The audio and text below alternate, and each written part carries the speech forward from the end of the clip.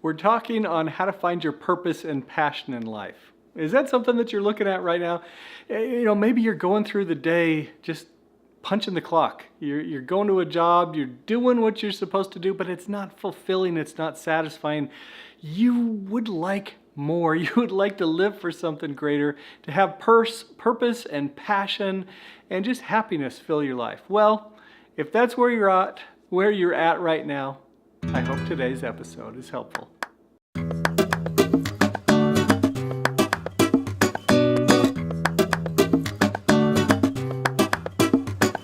Hey, welcome to, we have been calling it Strategic Beliefs and Core Stories, but you know what? I think I'm going to change that. I think I'm going to change it to Tactical Beliefs and Core Stories, because really it's about what we believe about ourselves, about our identity, that makes the biggest difference. So if you would like to have just an abundant life where you are living to the fullest extent that you can, that you have purpose, that you have passion, that you have energy for life, it really comes in choosing your beliefs, which is why I think they are tactical beliefs. You pick these beliefs that are going to serve you and get you where you want to go. Does that make sense? Okay, so today we're talking about how to find your purpose and passion in your life.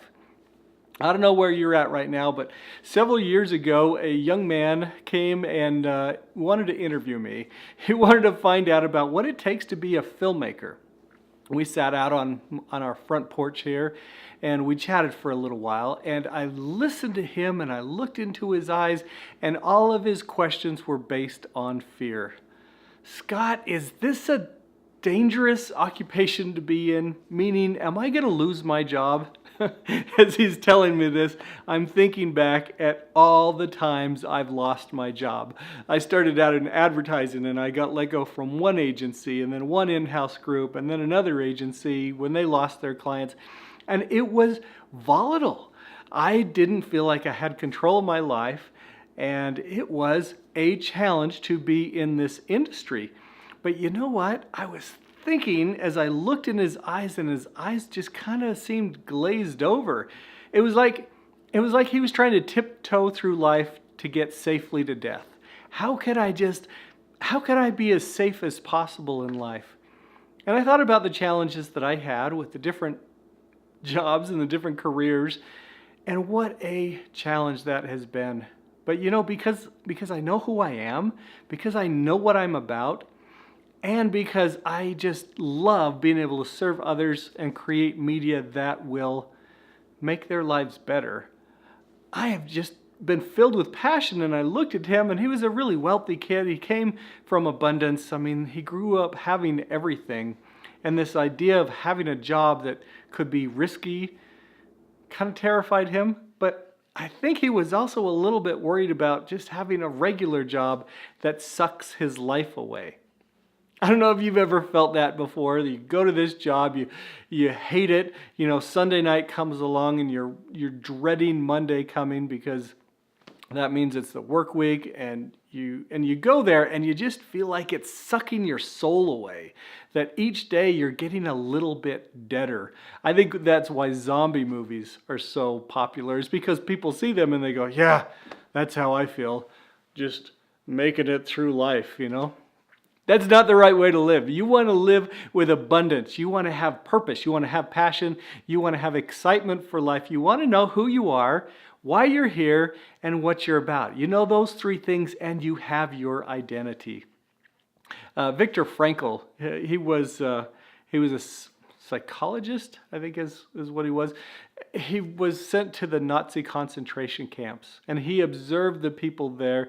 He observed where people gave up and died before they actually died. And he could tell when they were going to die too, and whether that was just passing away or whether that was getting so frustrated that they would just walk into the fences where they knew they would be machine gunned down. He wrote a book called Man's Search for Meaning, because what he found was that the people who had a purpose, had something to live for outside of themselves, those were the people who survived. Those were the people who made it through these dark, horrible, horrific conditions. And those are the people, actually later on in life, after he got out of the Nazi concentration camps, he began lecturing, he began teaching people, and he found the suicide rates returned back in the 1950s. And what was interesting was that the people who were committing suicide, again, he's thinking back to Nazi concentration camp time, the people who were committing suicide at this time were the people who felt like their life was meaningless, that they didn't have a purpose, they didn't have a reason to being there. So I hope that that's not where you're at. I hope that you find out who you are, what you're about, and that you really pursue that. Now let me share a story with you. This is about a friend, well, a guy I met named Bill. He was a 3-time Olympian, I guess it's is. He's still alive. He still went to 3 Olympics. He won a silver medal in the bobsled. Anyway, amazing guy. And he told me about his story of living on the streets as a little kid. He had parents that were addicted to drugs and had a really horrific growing up experience. And then in middle school, somebody got him on the track and field team. It was a friend of his who was going out for track, and he was like, "What are you doing after school, hanging around school?" He got really excited about it and found out that was something he was really good at.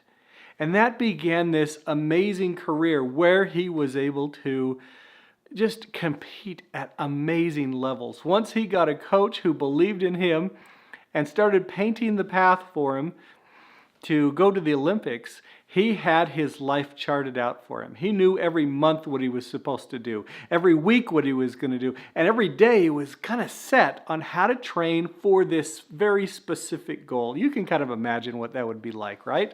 You know, if you're training for the Olympics, and he knew exactly like what the end result was going to be. He could see himself bowing as they put the gold medal around his neck, which they did in his very first Olympics with his silver medal. He could see that in his eyes.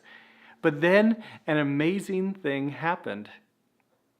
He retired. He retired from the Olympics. He no longer had the body that could compete at that level, and so it was time to move to phase 2. Now, phase 2 was hard for him. In fact, he endured several years of turmoil because now he has lost his identity, he's lost his purpose, he's lost his passion. He no longer has his life charted out for him, and he's completely lost. Maybe you feel like that. You know, now he's down kind of in the mortal level with the rest of us. He needs to figure out who he is, why he's here, and what he's about. Well, the interesting thing about Bill is he started off in sales and was doing quite well in corporate sales, made a lot of money for himself and a lot of money for other people. But you know what? It wasn't satisfying to him. He wasn't happy. And so he started to look at, who am I? What am I about? If I were called to leave this earth right now, would I feel like I've made a difference? And he didn't really like the answers he was getting from that. So he started to look at his life and kind of the path that had gotten him there. And one of the things that really just always ate at him were the people who were living on the streets. He had been there. He had experienced that. And he wanted a better life for these people. And so he actually jumped out of the corporate world and started in the nonprofit world, helping homeless people. He found that just lit him up, that he now had a purpose. And there was a reason for his mess.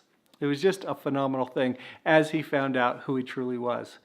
So I have a test for you that I want you to think about. I want you to get really serious about and think about this all day. And the test is this: if you were free to do whatever you wanted, what would it be? Think about that. If you could do whatever you wanted, and yeah, maybe there's a little bit of selfishness of like you want to take trips, you want to do this, but once that's done and you've finished with kind of the first little part, if you wanted to have your life have meaning, if you wanted to make a contribution, what would that be? You know, think about the mess that you've had in your life, the challenges. Think about Bill's mess. You know, he grew up on the streets. And he found that his passion was helping people like he was. Think about what energizes you. What just lights you up? Could that be part of your mission? Think about, who you would love to serve, who would you love to help out, and think about if nobody paid you for stuff, what would you still do even if you wouldn't be like compensated for it? So think about those things. If you were free to do whatever you wanted in life, what would it be? How would you live? How would you make a contribution? And as you think about that, that might give you some ideas to figure out your purpose and your passion in life. Now, I know this has been just kind of a short video to explore these ideas. Make sure you hit subscribe because we've got a lot more ideas for you to really figure out your identity. Again, we're talking about tactical beliefs. What you believe about yourself matters, and you can be deliberate and intentional about those beliefs. And it's about your core stories. The stories you tell about yourself, that impacts the things that you get. So anyway, hopefully that helps you. I hope you enjoyed this. I hope you subscribe, and I'll see you next time.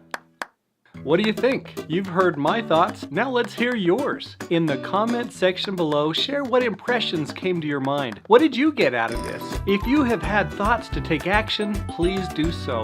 Always listen to your inner voice. It's your ultimate guidance system. Of course, the best place to take action is at scottwilhite.com, because if you join me for a free web class, I will reward you by sending you my purpose planner so you can have a physical guide to help you get in touch with your inner guide. Your core story will serve you or shackle you. It's up to you.